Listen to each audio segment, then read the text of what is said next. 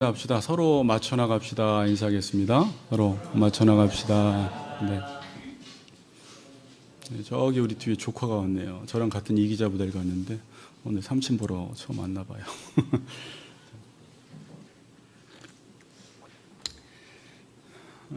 제가 원래 오늘 에레미야서를 설교하려다가 이 맞춘다는 부분을 좀 더 자세히 좀 설교를 해야지 하나님이 또 돌이키시고 하나님이 돌아오시는 것이 무엇인지 알기 때문에 오늘 맞춘다라는 부분을 조금 더 구체적으로 또 설명을 드리겠습니다.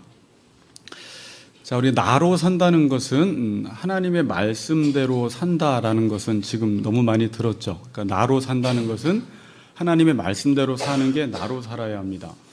그래서 여러분들이 그 많은 대상들이 있지만 가장 관계를 잘 맺고 살아야 하는 대상은 하나님이에요. 그래서 만약에 하나님의 말씀과 관계를 잘 맺지 못하면 첫 번째 어떤 증상이 일어난다고 했죠? 나와 사이가 안 좋아요. 지난 시간에 여러분들이 말씀대로 살지 않으면 나와 사이가 안 좋고, 두 번째로는 다른 사람과 사이가 안 좋습니다. 다른 사람을 대할 때 항상 그것으로 대하고 나의 유익을 위해서 상대방을 이용하는 삶을 살아가므로 하나님의 말씀과 사이가 안 좋아지니까 나와도 사이가 안 좋고 모든 관계 속에서 사이가 다 안 좋아지는 것입니다. 잘 한번 들어보시면서 분석해 보세요. 이 세상에는 많은 문제들이 있어요. 그런데요, 과거보다 지금이 문제가 훨씬 다양해졌고 구체화되었어요. 점점점 많아져요. 아무리 공권력, 경찰, 법이 구체화되어도 죄가 너무나 많아지기 때문에 이 죄를 감당을 못하는 것입니다. 자, 여러분, 그러면 문제가 많아지는 이유는 뭘까요? 이 세상에 문제가 왜 점점 많아질까요? 사람들은 이 문제를 지금 해결하려고 하는데 왜 이렇게 문제가 점점 복잡해지고 구체화되어지고 많아질까? 성경은 그 이유를 관계가 안 좋기 때문이라는 거예요. 사람들은 이 문제를 해결하기 위해서 관계에 집중하는 것이 아니라 다른 부분에 집중을 합니다. 어떤 제도, 지도자, 교육, 환경, 물론 다 중요합니다. 근데 성경은 지금 이 모든 이 세상의 문제는 관계가 안 좋아져서, 특별히 하나님과의 관계가 안 좋아지니까 자신과의 관계가 안 좋고, 또 자신과의 관계가 안 좋은 사람들이 남들을 수단화하고 이용하면서 이 시대의 관계들이 문제들이 많아진다라는 거예요. 자, 천국은요, 앞으로 여러분들이 갈 천국은 어떤 곳이냐면 문제가 없는 곳이에요. 문제가 없으니까 천국이구나라는 거예요. 그리고 고통도 없어요. 문제가 없으니까 눈물도 없어요. 그러니까 천국은 주변 환경이 좋아서 천국이 아니라 지금 우리가 겪고 있는 문제들을 겪지 않으니까 그곳이 천국인데, 천국이 천국되게 한 게 뭐예요? 하나님과 관계가 완전히 의로워진 거예요. 그러니까 하나님의 말씀의 통치를 인간이 완전히 받으니까 거기서 샬롬, 안식, 복이 찾아오면서 문제가 없는 곳이 하나님 나라라는 거예요. 그러니까 하나님 나라가 하나님 나라 되게 한 것은 다른 조건과 환경이 아니라 하나님과의 관계가 회복되니까, 아마 천국에서는 나와의 관계도 회복돼서 내가 너무 행복하고 다른 사람을 이용하고 수단화시키고 경쟁에서 이기려고 짓밟는 그런 일들이 천국에서는 없어요. 그러니까 문제들이 점점 줄어드는 거예요. 천국엔 그냥 문제 자체가 없습니다. 그래서 이 땅에서도 하나님과의 관계가 좋은 사람들은 지금 자기 자신과의 관계가 좋고 다른 사람들을 사랑함으로 천국을 조금씩 맛보는 것입니다. 이 땅의 모든 문제는 제도, 어떤 이즘, 정치, 지도자, 환경, 교육, 물론 다 중요하지만 지금 관계가 다 깨지고 틀어져서 이런 많은 문제들이 생겨났구나. 그러면 이 문제를 해결하기 위해서는 하나님과의 관계를 회복해서 내가 나로 살아갈 때, 그래서 다른 사람들을 사랑하는 삶을 살아갈 때 이 문제들이 해결되는구나 라는 것을 우리가 알 수가 있습니다. 그래서 지금 이 나랑 사이가 좋지 않고 다른 사람과 사이가 좋지 않은 사람들이 학벌은 좋고 장관이 되고 국회의원이 되고 목사가 되고 껍데기는 입혔는데 그 사람들이 처한 그 영역 속에서 정치, 경제, 사회, 문화, 교육, 환경, 복지, 교회 모든 곳에 들어가면 이 사람들이 문제만 일으키는 거예요. 자기는 일으키고 싶지 않은데 관계가 안 좋으니까 하나님과 그냥 문제를 발생시킬 수밖에 없는 거예요. 청문회를 요즘 계속 하는데 질문하는 사람이나 청문을 받는 사람이나 똑같이 다 어떻게 보면 같아요. 인간은. 인간이 행동하는 게 이런 거예요. 자기가 쓰레기를 계속 버리면서 쓰레기는 왜 이렇게 많지? 그러는 거예요. 그럼 쓰레기를 안 버리면 되잖아요. 근데 자기가 쓰레기를 버리면서 쓰레기를 치우고 또 쓰레기를 버리고 또 쓰레기를 치우고 쓰레기를 버리는 거예요. 원점으로 오는 거예요. 인간이 하나님과의 관계 문제가 안 좋아서 쓰레기를 계속 배출하는 것입니다. 로마서의 표현으로 하면. 온갖 더러운 행동들을 28가지들을 막 내뱉고 다녀요. 마음에 하나님 두기를 싫어하니까 마음의 정욕대로 살아가는 거예요. 그래서 온갖 세상을 더럽게 해요. 그러면서도 세상은 문제야, 다 문제야, 정치 지도자들 문제야 그러면서 자기가 정욕대로 살아가는 거예요. 관계가 안 좋은 거예요. 서로 욕하는 거예요. 그래서 로마서 1장 18절은 하나님의 진노라는 것이 이 땅에 나타나는데 왜 나타났느냐, 진노가. 하나님과 경건하지 않은 사람들이 불의를 행하더라는 거예요. 이 의의 문제는 경건의 문제지 의의 문제는 의의 문제로 접근한다고 되는 문제가 아니라는 거예요. 정의란 무엇인가, 의를 어떻게 이룰 것인가, 이 땅의 평화를 어떻게 이룰 것인가 아무리 인간이 외쳐도 지도하는 통치자가 하나님의 말씀을 등사해서 오른쪽에 끼고 이 땅을 다스리지 않으면 이 땅은 해결책이 나오지가 않아요. 우리 이번에 문 대통령이 영원히 흔들리지 않는 나라를 세우겠다고 해서 저는 그 문구를 보는 순간 저건 하나님 나라인데? 영원히 요동하지 않고 흔들리지 않는 나라는 다니엘서에 하나님 나라밖에 없어요. 이 땅은 흔들릴 수밖에 없어요. 그건 바람이시겠죠.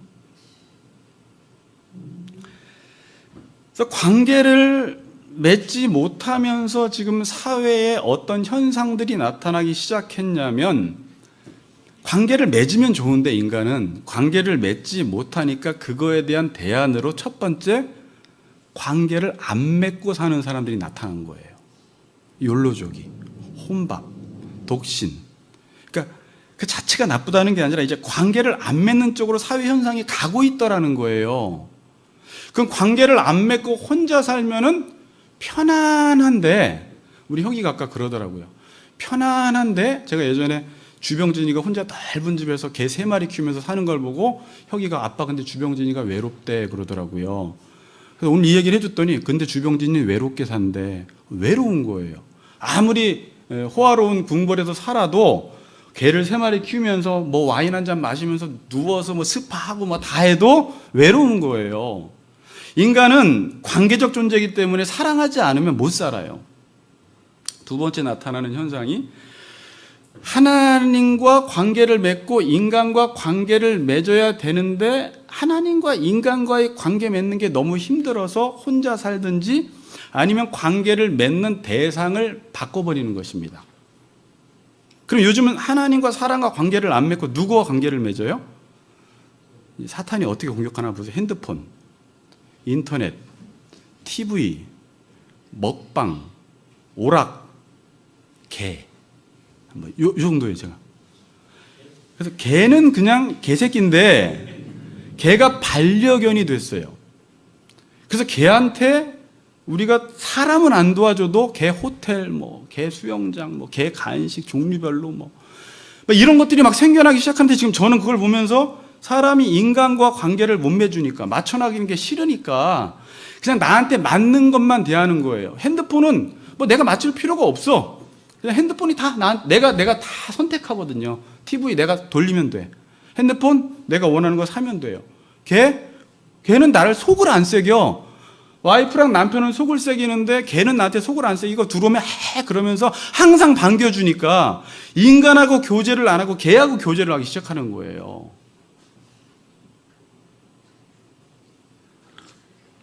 그게 다 나쁜 건 아닙니다. 다 하나님이 주신 건데 그렇게까지 대할 필요는 없는 거예요. 그러니까 정말 중요한 게 뭐냐면 성경에서는 의의 문제예요. 의의 문제. 의는 대상을 알아서 그 대상에 맞게 대하는 게 성경에서 그렇게 강조하는 의예요.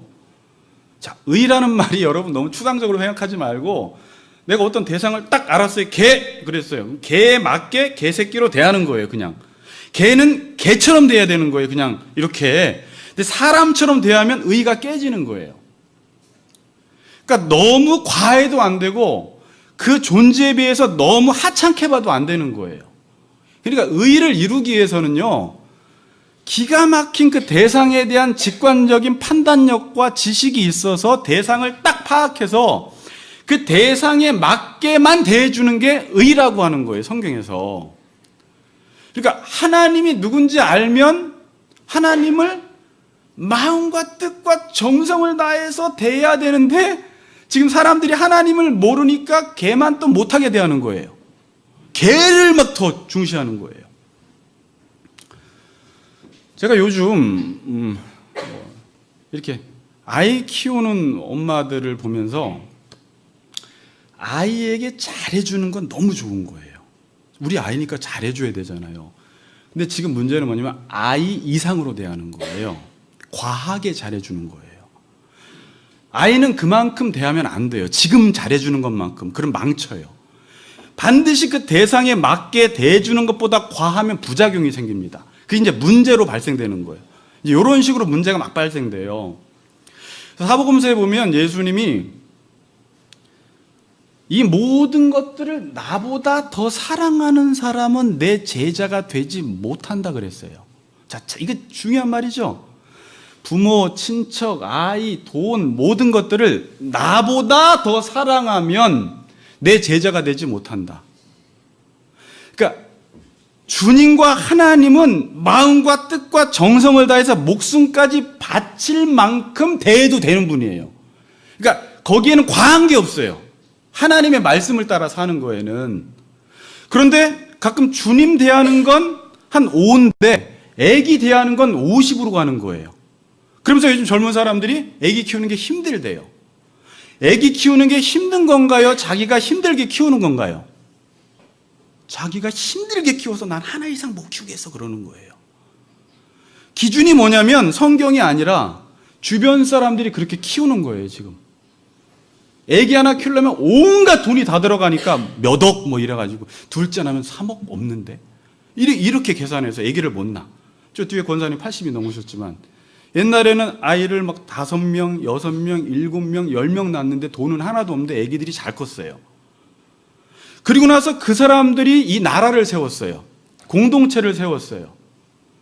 어떻게 보면 사람으로 따진다면 지금 키워낸 아이들보다 대학은 나왔는데 이 사람들이 훨씬 더 인격적으로 성숙한 사람들이 나왔어요. 그 당시에. 그럼 여기는 도대체 뭐 한 거야? 그렇게 좋은 유모차와 그렇게 좋은 교육과 모든 걸 다 시켰는데 아기가 열매가 안 맺어.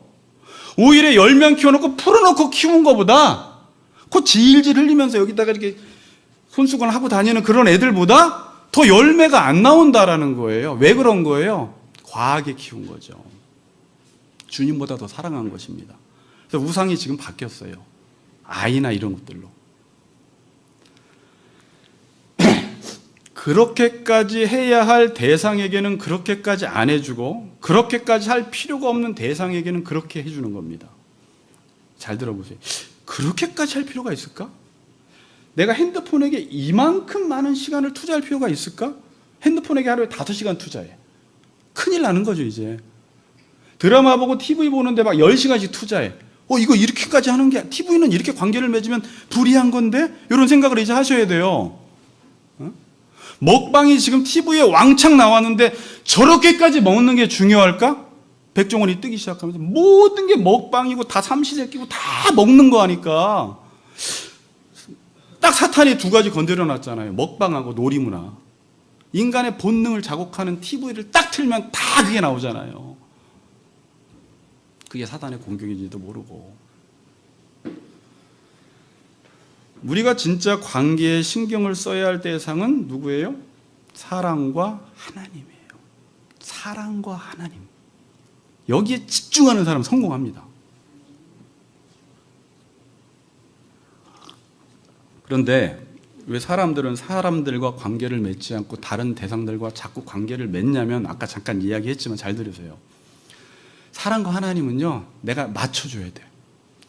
내가 맞춰주면서 사람이 이제 인격적으로 성숙을 하는데 이 깎이는 게 너무 싫어. 그러니까 맞춰주는 거 싫어.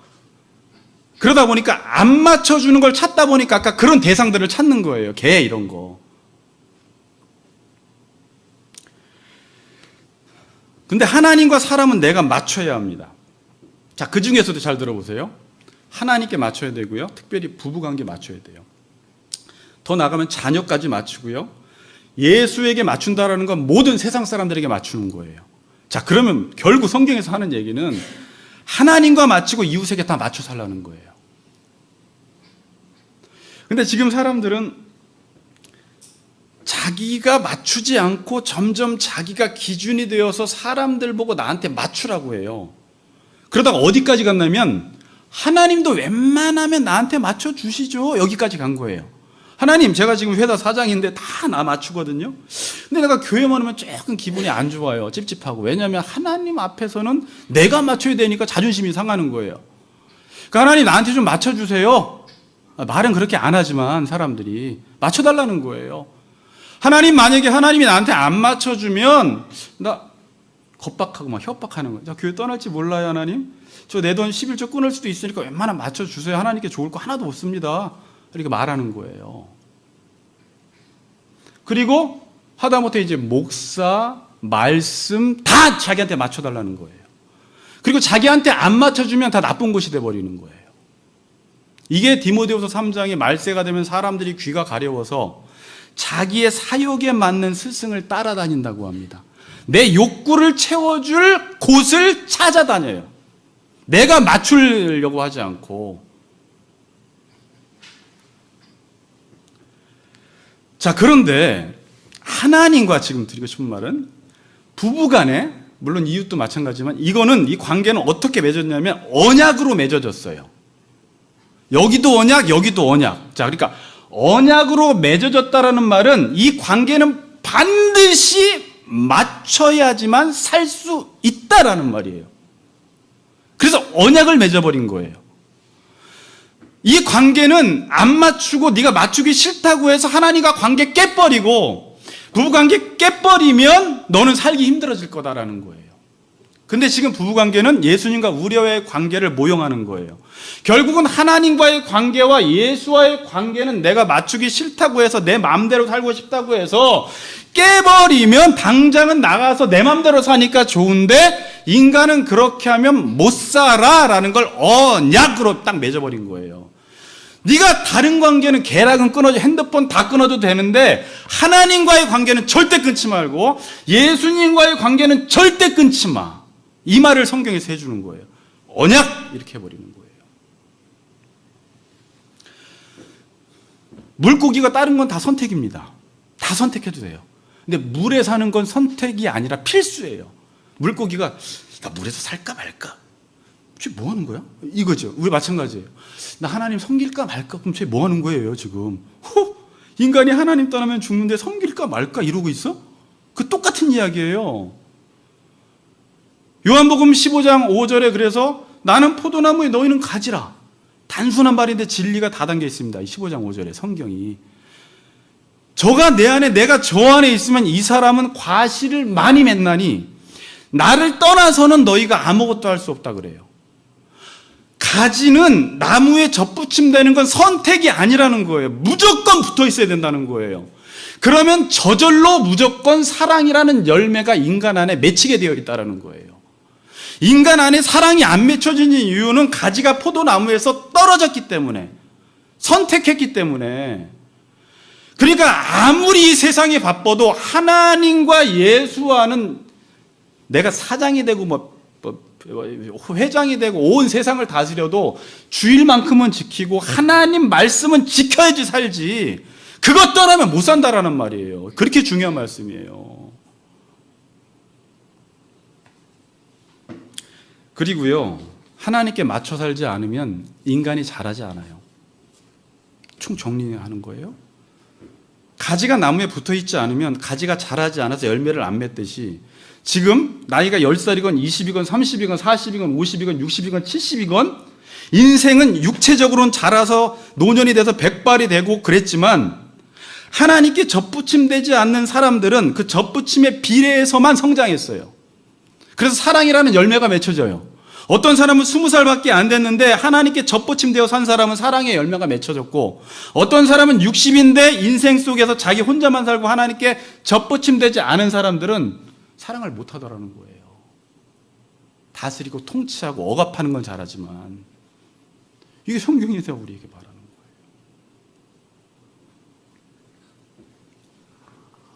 거예요. 그런데 지금 사람들은 어떻게 사냐면 자신이 하나님께 맞추지 않습니다. 이 시대 사람들은 예수께 맞추지 않아요. 부부끼리 맞추지 않으려고 합니다. 다른 사람들은 말할 것도 없습니다. 지금 현대인들은 말세가 되면 사람들이 다 자기가 하나님이 되고 왕이 되고 기준이 되어서 웬만하면 당신들이 나한테 맞추라는 거예요. 그래서 사람들은 공부 잘해서 사장 회장 돼서 갑질하려고 하는 거죠. 거느리려고 하는 거예요. 올라갈수록 내가 안 맞춰도 되거든요. 교만이죠. 그러다가 이제 하나님께까지 맞춰달라는 단계까지 왔습니다. 자, 여러분, 저거 시대 이야기인데 요즘 사람들은 잘 못 맞춰요. 결혼해도 잘 못 맞춰요.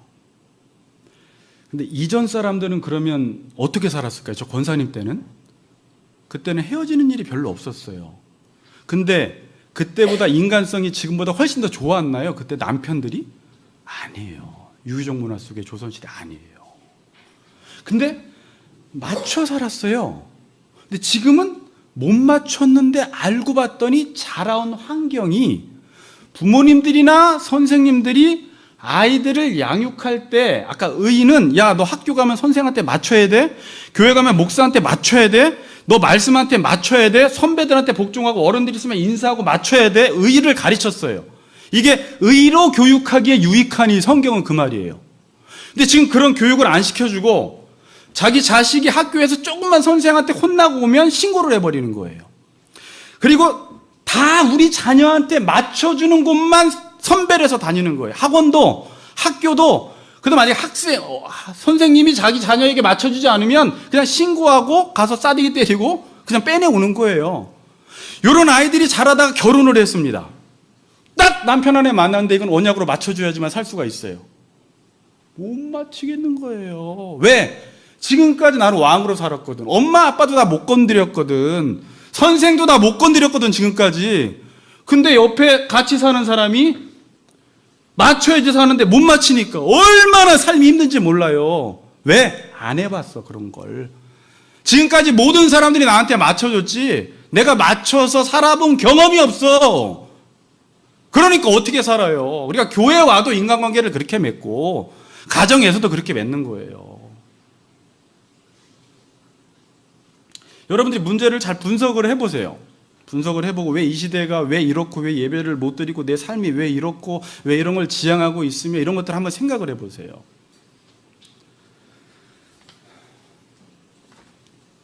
또 하나의 문제는 자, 의라는 건 서로 대상에 따라서 맞춰 나가야 하는 것이 의인데 지금은 모든 대상을 같은 자리에 놔버렸습니다.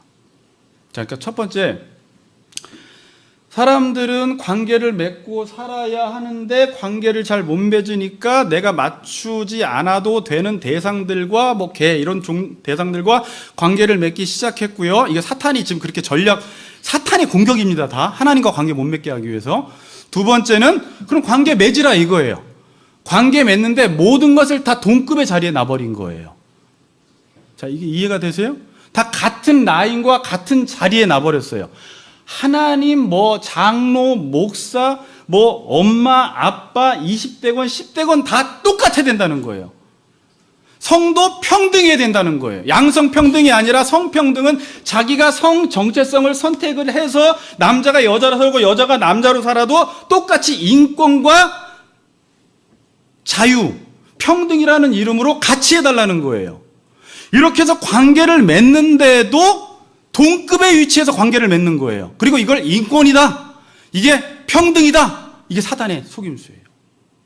인간이 지금 맞추기 싫어한다는 걸 사탄은 기가 막히게 알아가지고요, 그게 평등이고 그게 자유야, 그게 인권이야 이러는 거예요. 인권은 모든 게 같아지는 게 인권인 줄 아는 거예요. 근데 성경에서 인권은 뭐예요? 성경에서 인권은 하나님의 말씀대로 살아서 내가 나로 사는 게 내 인권이 지켜지는 거기 때문에, 지금 누군가 너 말씀대로 살지 마 그러면 내 인권을 지금 깨버리는 거예요. 근데 사람들은 말씀대로 사는 게 내가 인권이 무시당하는 줄 알아요. 거꾸로 생각을 하는 거예요. 사단이 지금 그렇게 교묘하게 공격을 해서 말씀대로 못 살아서 내가 나로서 못 살게 하려고 모든 관계를 끊기 위해서 다른 대상과 관계를 맺게 하고, 관계를 맺어도 그냥 같은 라인에서 그게 평등이고 그게 자유라고 외쳐대는 거예요. 여러분, 자유는 진리 안에서만 자유가 있어요. 이 말이 뭐예요? 말씀대로 사는 곳에서만 자유가 있고, 물고기가 물을 선택해서 물 안에 사는 데만 자유가 있지, 만일 인간이 하나님의 말씀을 떠나서 하나님께 맞추지 않으면 어떻게 될까요? 그게 로마서 내용이에요. 또 여러분들이 들었던 정욕대로 살아가요. 개처럼 살아가는 거예요. 온갖 인간이 하지 말아야 될 일들을 해나가고 있는 거예요. 순리대로 쓸 것을 영리로 바꿔서 남자가 여자를 서로 남자 여자가 사는 게 아니라 남자가 남자로, 음행이 더불어, 여자가 여자로, 그리고 온갖 1장 28절 이후에 32가지의 죄악들을 쫙 나열하는 거예요. 이게 인간이 하는 일이다. 하나님 마음에 두기 싫어하는 인간들 봐라 어떤가. 지금 예배 안 드리고 말씀 안 드리는 인간들이 지금 하는 꼬라지를 한번 보라는 거예요. 어떤가. 오늘 주영이 온 김에 잘 듣고 가세요. 네. 그래요.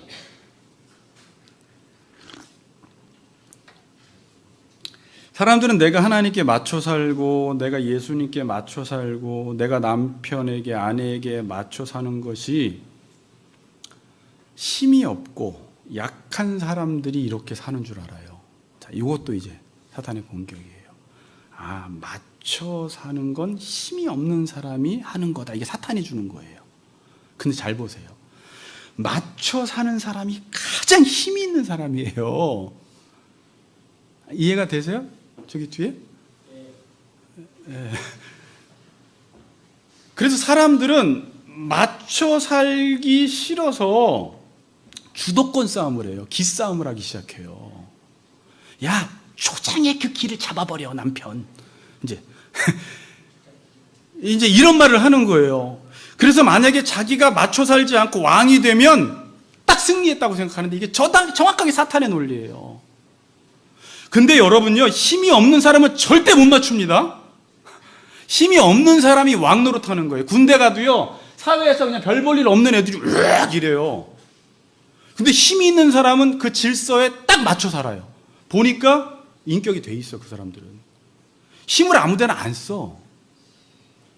제가 어떤 한 교회를 갔는데 딱 소문이 바로 딱 나요. 몇 주 있으니까. 지금 모든 부서들마다 안수집사와 목사의 주도권 싸움이 있대요. 주도권을 안수집사가 주려고 하는 그런 분위기였는데, 딱 보니까 맞아요. 그때 서로 막 나는 아무렇지도 않은데 혼자 경계하는 거예요. 막 자기가 이 주도권을 주려고. 이게 얼마나 미련 곰탱이 짓인지 몰라요. 아, 주세요 다. 저는 그게 관심 없거든요. 사람들이 지금 교회에서도 그러고 있어요. 그래서 권위자들에게 굽신거리지 않는 게 힘이 있는 사람인 것처럼, 이게 얼마나 미련한지 몰라요. 같아지면, 내가 기싸움에서 이기면 이긴 줄 알아요.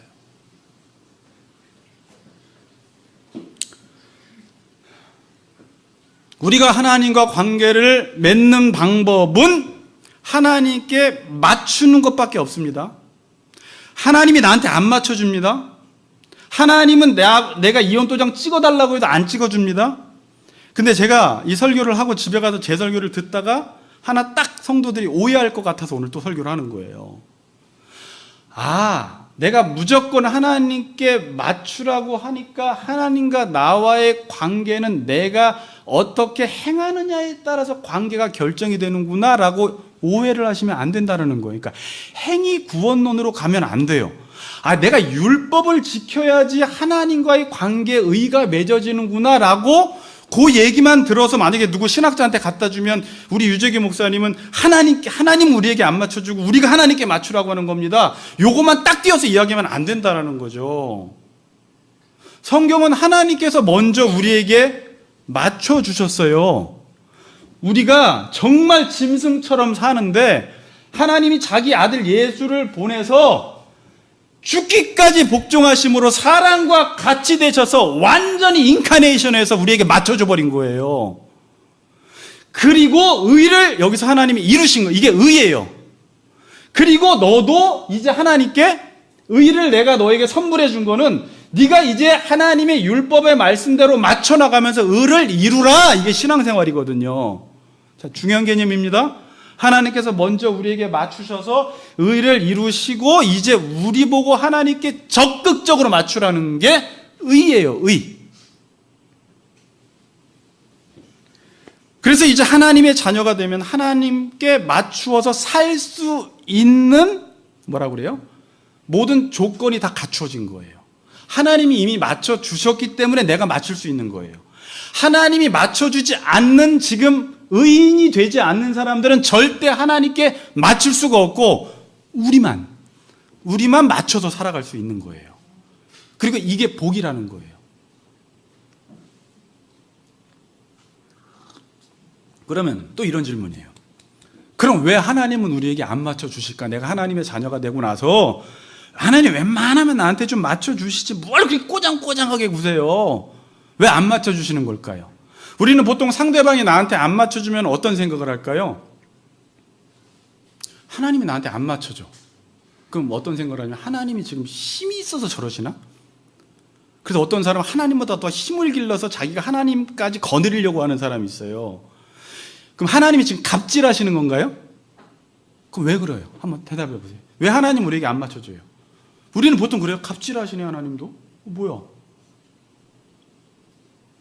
하나님이 옳기 때문에 그래요. 하나님이 선하시기 때문에 그래요. 이 두 가지로 구약 성경은 설명을 해나가고 있어요. 하나님이 옳고 선하니까 잘 들으세요. 우리가 옳고 옳다 이게 의예요. 티카이오스 의인데 옳다 선하다라는 것은 인간 안에서 나올 수가 없어요. 그러니까 생리적으로 나올 수가 없는 거예요. 선과 의는. 그럼 선과 의는 어떻게 우리가 이룰 수 있냐면 하나님께 맞추다가 하나님으로부터 배우는 거예요. 왜? 하나님이 선이고 하나님이 의고 하나님이 사랑이고 하나님이 기준이거든요.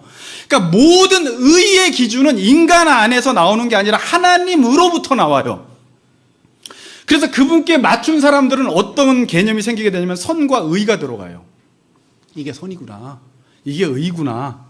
그런데 하나님께 맞추지 않고 정의란 무엇인가 선이란 무엇인가를 책을 써낸 사람들은 인간 세상 안에서 선과 의를 정의를 내려보려고 하는데 다 상대적인 거예요.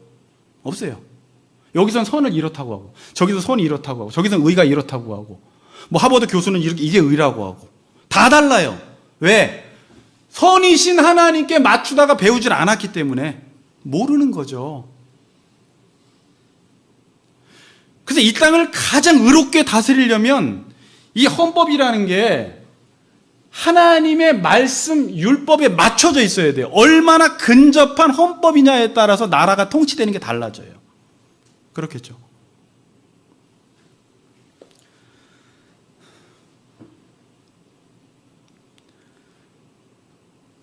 만일 하나님께 맞추지 않으면 선과 의를 알지 못해서 인간은 아까 말씀드린 대로 탐욕과 정욕에 사로잡혀서 살아갑니다. 그러면 탐욕과 정욕을 끊으려면 끊고 싶다고 끊어지는 게 아니라 조용히 한번 들어봐. 탐욕과 정욕은 끊고 싶다고 끊어지는 게 아니라 하나님께 맞추다가 선과 의를 배우고 알아가게 되면 탐욕과 정욕이 끊어지는 방식으로 끊어져요. 그래서 하나님께 맞추지 않고 그의 율법을 따라 살지 않는 사람들은 탐욕과 정욕을 스스로의 의지로 절대 못 끊어요. 안 끊어져요. 끊어보고 싶어도 안 끊어져요. 의라는 건 하나님께 맞추어 나가기 위해서 여러분들이 행하는 모든 것이 의입니다. 자, 한번 다시 들어볼까요? 의가 뭐라고요? 하나님께 맞추어 나가기 위해서 내가 행하는 그 모든 것은 다 의예요. 거꾸로 아무리 의로워 보이는 행위도 자기에게 맞추기 위해서 행하는 모든 것들은 다 불이에요. 지금 예배를 여러분들이 드리는데 지금 나한테 맞추려고 예배를 드리는 사람은 불의한 거예요. 그런데 하나님께 맞추기 위해서 행하는 모든 것, 하다못해 이런 거예요. 제가 기도회 때도 잠깐 이야기했는데 우리 전사님한테 뭐 와이프랑 맞추다가 남편에게 맞추다가 하나님께 맞추다가 맞추는 게 돼요, 안 돼요, 승연자매? 잘 안 되죠. 그럼 이렇게 해야 돼요. 하나님, 너 남편한테 못 맞추겠어요. 이것도 의예요. 그러니까 못 맞추겠어요가 의라는 거예요. 그걸 하나님 앞에서 행하라는 거예요. 나 맞추다가 지쳤어, 하나님. 이것도 의예요. 나 이제 안 맞출래요, 하나님. 하나님 앞에서 소리 지르면 의예요. 다윗이 그랬어요. 다윗이 하나님, 그러니까 그 앞에서 울고 불고 거기서 고난당하고 맞추다가 하소연하고 맞추다가 질리고 맞추다가 넘어지고 맞추다가 울고 다 의예요. 하나님이 의인이다 그래요. 그런데 그걸 안 하는 사람, 뭐 자존심도 남자인데 뭐 이러는 사람 있죠. 불이에요.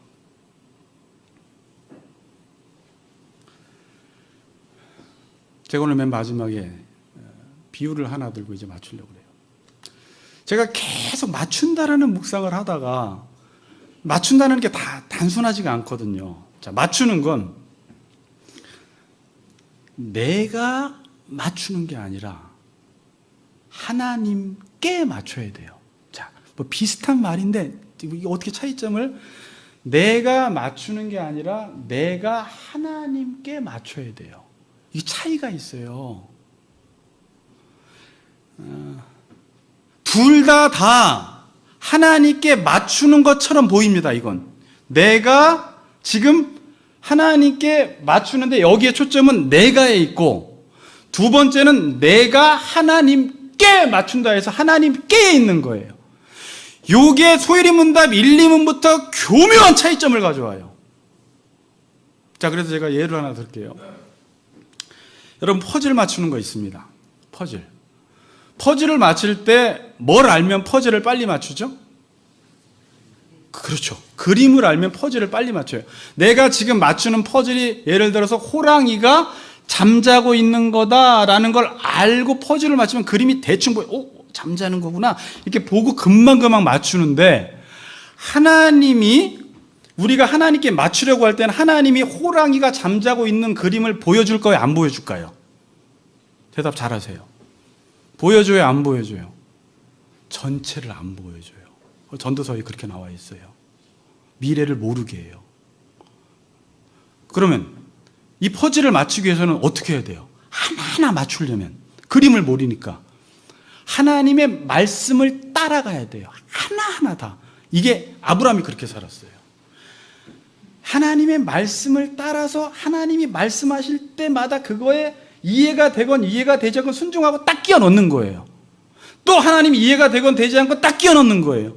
그런데 어느 날 내가 하나님의 말씀을 안 듣고 퍼즐을 맞추려다 보면 자기가 이 그림을 대충 보고 이 그림의 전체 그림의 완성은 호랑이가 자는 건데 자기가 추측을 딱 하는 거예요. 지혜가. 고양이가 뛰는 것 같은데? 이제 이러면 그때부터는 하나님의 말씀을 무시하고, 아니 무시도 아니에요. 하나님의 말씀이 고양이가 뛰는 것 같다라고 자기 스스로 바꿔치기를 한 거예요. 착각을 하고 그림을 그릴 때마다 고양이가 뛰는 것처럼 맞추기 시작합니다. 근데 이 사람 스스로는 지금 하나님께 안 맞춘다고 생각을 안 하고 맞추고 있다고 생각을 해요. 신앙생활 할 때. 차이점이 뭐예요? 전자는 늘 하나님의 말씀에 겸손히 의존해서 그의 말씀을 그대로 받아들여서 따라가는 거고, 후자는 자기 생각, 자기 신학, 자기 신앙으로 나름대로 신학을 만들어서 신앙생활은 이런 거야 라고 추측해서 끼워넣기 시작하는 거예요. 그러다가 나중에 확 벌어지는 거예요. 제가 신학 공부를 하다 보니까 왜 장로교 목사님들이 어떤 사람은 왜 예정도 안 믿고 어떤 사람은 하나님의 절대 주권도 안 믿고 왜 다 한 가지씩만 취하고 있는 거예요, 목사들이. 에스라 가서도 행위를 이야기하면 예정만 강조하는 목사님들이 이걸 인정을 안 해. 막 이 사람들 뭘까 나는 알고 봤더니 하나님의 주권과 인간의 예정이라는 것이 조화는 되지 않지만 두 가지가 다 간다고 하면, 그리고 성경을 읽어보면 그게 맞거든요. 사도 바울의 여러 고백을 통해서. 그런데 자기 생각으로 끊임없이 말씀을 따라 가다 보면 이 길로 가게 되는데 중간에 예정은 말이 안 돼. 스스로 운명론으로 생각하는 거예요. 말이 안 돼. 그래서 자기 스스로 고양이가 뛰는 그림을 그려버리는 거예요. 그래놓고 자기가 생각한 그 퍼즐을 맞춰나가기 시작해요. 결국은 하나님의 말씀과 자기 생각을 바꿔치기 하는 일을 하는 거예요. 그러다가 신학이 엉뚱한 길로 가버리는 거예요. 근데 그건 여러분들도 마찬가지예요. 그냥 10년 신앙생활했고 20년 신앙생활했어도 오늘 목사님 하나님 말씀하시면 그냥 그게 맞아! 그러고 걷다 딱 끼워넣어야 되는데, 지금 내가 생각하고 있는 그림이 있으니까 그냥 그 그림대로, 근데 자기는 하나님께 맞춘다고 생각을 해요, 지금. 근데 엉뚱한 방향으로 가더라는 거예요. 저는 이거 이해 잘 하셔야 돼요. 이게 역사 속에서 나타난 오류고 지금 신앙생활 하는 사람들이 나타난 오류들이에요. 자, 제가 이 구절을 한 군데 찾았는데 유다서 한번 보세요. 앞에 안 나오죠, 오늘.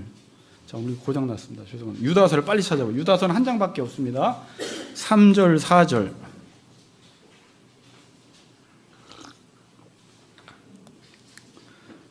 목사님, 장은요? 장 없습니다. 한 장이라.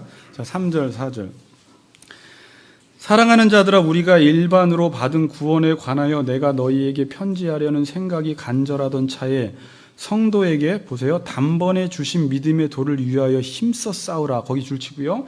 편지로 너희를 권하여야 할 필요를 느꼈으니, 왜 편지로 권해야 할 필요를 느꼈을까요? 이는 가만히 들어온 사람 몇이 있음이라. 그들은 옛적부터 이 판결을 받기로 미리 기록된 자니 경건하지 아니하며, 이 경건하지 아니한 게 하나님께 맞추지 않는 사람들이에요. 근데 그 교회 안에 있는 거예요, 이 사람들도요. 지금 우리 하나님의 은혜를, 거기 줄 쳐야 돼요, 도리어 방탕한 것으로 바꾸고 홀로 하나이신 주제 곧 우리 주 예수 그리스도를 부인하는 자니라. 자, 이게 뭐 영주주의인데 지금 이 유다서의 배경은 이런 거예요. 제가 로마서 설교할 때 하나님의 은혜로 구원받은 사람은 자기 원하는 대로 아무렇게나 살아도 된다. 이건 역사 속에 항상 있었어요. 왜? 하나님이 구원을 정하셨기 때문에 내가 무슨 일을 해도 구원을 받는다라는 게 이 당시에도 들어온 거예요. 가만히 들어와서 하나님의 은혜를 도리어 방탕한 것으로 바꿔버리는 것입니다. 이 거짓된 교사들이 하나님의 은혜를 이야기하지 않는 게 아닙니다. 구원을 이야기하지 않는 게 아니에요. 생명을 이야기하지 않는 게 아닌데, 오늘 여기서는 문제가 뭐냐면 하나님의 은혜를 도리어 방탕한 것으로 바꿔치기 합니다. 이런 사람들은요, 하나님을 부인하지도 않습니다. 하나님의 말씀을 따르는데 부분적으로만 따라요. 그리고 자기의 생각을 부분적으로 믿어요. 하나님의 말씀이 자기가 이해가 되지 않으면 자기가 이해가 되는 것을 믿어버려요. 이게 이러다가 신앙이 잘못 가는 거예요. 이 부분은 내가 이해가 되는데 내 논리로 볼 때 이 부분은 이해가 되지 않아서 이 논리대로 하나님의 말씀을 끼워 맞추기 시작하는 거예요. 바꾸는 일을 하는 거예요.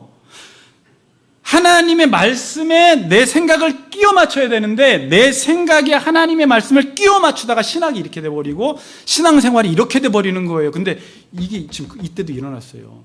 하나님의 은혜를 도리어 방탕한 것으로 바꿔버린다라는 것입니다. 지금 얼마나 많은 사람들이 하나님의 말씀을 자기에 맞게 바꾸는지 몰라요.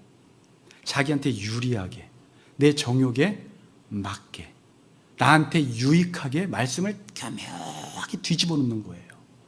이게 사탄이 하는 일이에요. 왜 이런 일이 발생한 것입니까? 결론이에요. 이제 하나님께 맞춘 것이 아니라 내가 하나님께 맞추는 거예요. 겉으로 볼 때는 신앙생활 안 하는 게 아니에요. 결국은 이제 그 목사님 그 말을 좀 더 구체적으로 말해 주실래요? 그 말을 해드리고 마칠게요. 하나님께 맞춘다라는 것은 하나님을 알아야지 내가 하나님께 맞춰지는데, 하나님께 맞추고 싶어도 하나님을 모르면 결국 하나님을 나한테 맞추게 되어 있어요. 자, 이해가 되세요? 제가 이거를 소리문답에서는 어떻게 설명을 드렸어요? 하나님을 알아야지 그 아는 지식의 내용으로 하나님을 믿는데, 하나님을 모르면 믿는다고 하면서 그 믿음의 내용 안에 자신의 신념과 자신의 생각을 갖다 놓고 믿어버리는, 겉으로 보기엔 똑같은데 그거는 하나님의 말씀을 자기한테 맞추는 일을 하는 거예요. 이제 이해가 돼요? 어디 보는 거지? 이해가 되죠? 겉으로는 하나님께 맞추는 거 다 자기한테 맞추는 것입니다. 결국 모르면 못 맞추더라는 거예요. 모르니까 우리가 못 맞추는구나. 여호와를 알아야 되는데, 이건 부부관계 똑같이 일어나요. 한 사람은 이 사람한테 맞췄다고 해요. 그런데 지가 맞춘 거예요. 무슨 말인지, 상대방을 몰라. 그리고 자기가 하는 대로 다 해놓고 상대방은 끄떡도 안 한다는 거예요. 나 이제 화나서 안 맞춘다는 거예요. 알고 봤더니 상대방에게 맞춘 게 아니라 자기 방식대로 맞춘 거예요. 그리고 혼자 지쳐 떨어진 거예요. 똑같죠, 관계.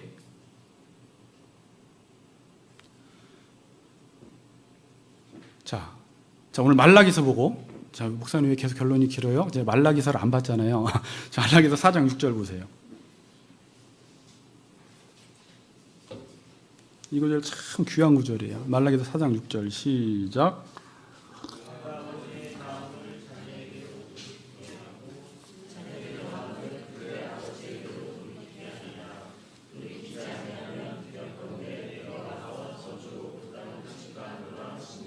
지금 돌이킨다라는 말을 하죠. 돌이킨다. 자, 제가 요즘 신앙인들을 이렇게 보면서 지쳐 있어요. 다 지쳐 있어요. 근데 여러분, 신앙생활은 원래는 안 지칩니다. 그러니까 하나님께 진짜 맞추는 사람은 지칠 수가 없어요. 왜냐하면 하나님과의 관계를 맺으면 하나님이 끊임없이 힘을 주세요. 그리고 하나님의 사랑을 받기 때문에 신앙생활하는 데는요, 힘들지만 지치진 않아요. 그런데 내가 만약에 요즘 신앙생활하다 지쳤다라는 말은 뭐냐면 나한테 맞춘 거예요. 하나님을 모르니까 자기 나름대로 하나님은 관심 없어 하는 것을 열심히 하다가 스스로 착각하는 거예요. 나는 이만큼 했는데 저분은 왜 무반응하는 거야? 왜 역사하지 않아? 하나님 죽은 것 같은 거야. 그러다가 스스로 신앙생활을 내려놓고 냉소적인 신앙생활을 해요.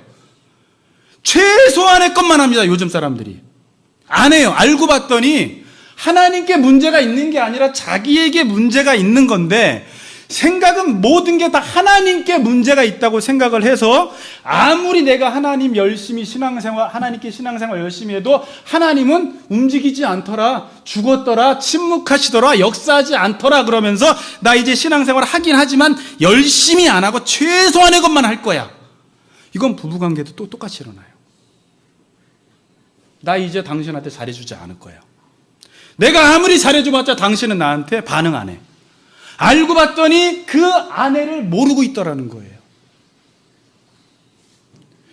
이게 우리의 인간관계 속에서도, 그래서 이걸 가리키면 쉽게 얘기를 혼자 삐진다 그러는 거예요. 그냥 혼자 삐진 거예요. 상대방을 모르고 혼자 생각하다가 혼자 지쳐서 혼자 삐져서 혼자 낙담한 거예요, 그냥.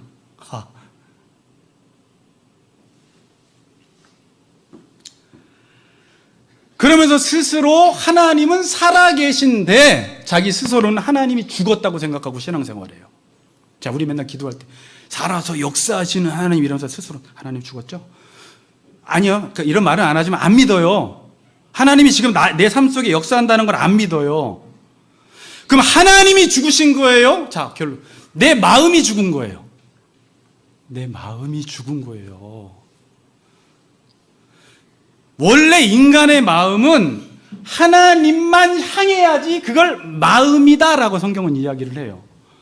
하나님께 향하지 않는 마음은 화인 맞은 양심, 굳은 마음, 병든 마음, 이사야서의 표현으로 마음이 병들었어.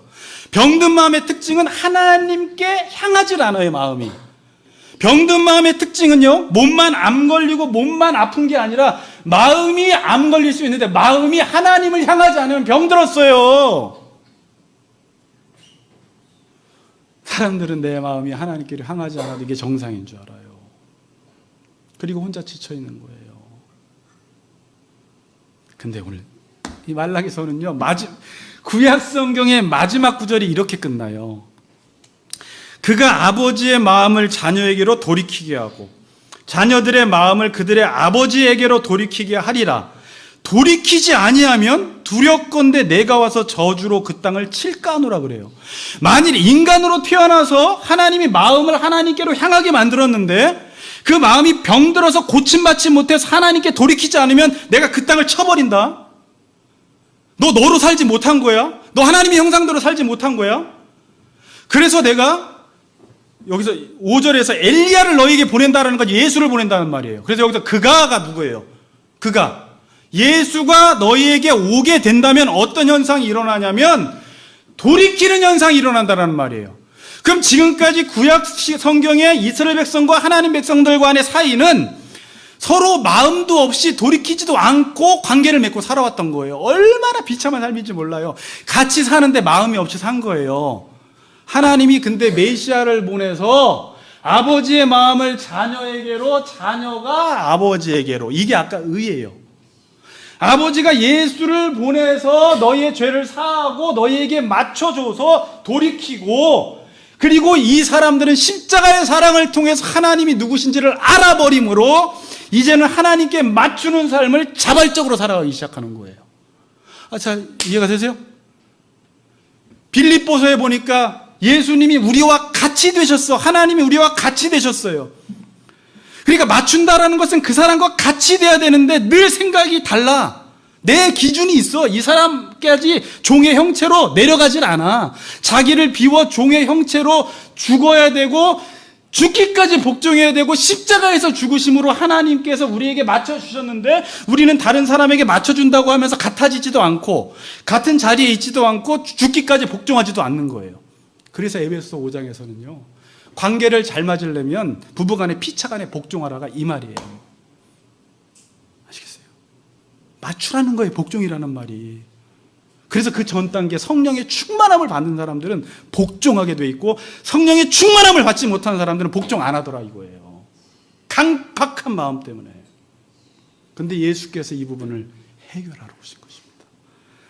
그래서 내 마음이 늘 하나님께로 향해, 늘 그분의 말씀 앞에 살고 싶고 늘 그분의 말씀 앞에 맞추어 살고 싶고 그분을 찬양하는 삶을 살아가고, 마음이 회복된 거야 보니까. 근데 요즘 마음이 하나님께로 돌이키지 않는 거 보니까 마음이 병들었어. 하나님이 죽은 게 아니라 내 마음이 죽은 거예요. 성령이 오시면 이 마음을 깨워놓습니다. 살려놓습니다. 그럼 여러분 대인관계 속에서, 부부관계 속에서, 하나님과의 관계 속에서 놀라운 회복의 역사가 일어납니다. 돌이키는 역사가 있기를 주님의 이름으로 축복합니다.